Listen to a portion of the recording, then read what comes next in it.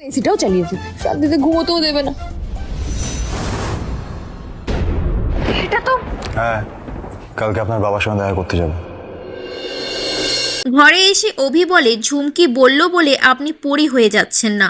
অত ভাববার কিছু নেই, আপনি পরী নন, আমার পরী আর কখনো ফিরবে না।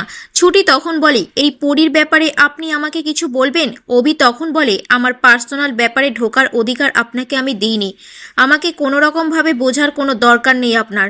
তাছাড়াও আমাদের সম্পর্কটা 1 বছরের। ঝুমকিকে বাড়িতে এনে নেশা কাটানোর জন্য জলে চোবাতে থাকে জ্যোতির্ময়, আর বলে এই গাধাটাকে বেশি করে জলে চোবাতে হবে, তা না হলে সব সত্যি বলে দেবে দাদাকে।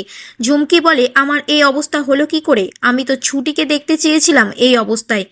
ঝুমকি তারপর ফোন করে রুমা ম্যাডামকে বলে, আমি আপনার সাথে দেখা করতে চাই কাল সকালে।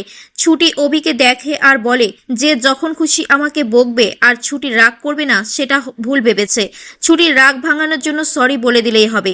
আপনি হয়তো ভুলে গেছেন একটা চাকরিতে জয়েন করেছেন আপনি।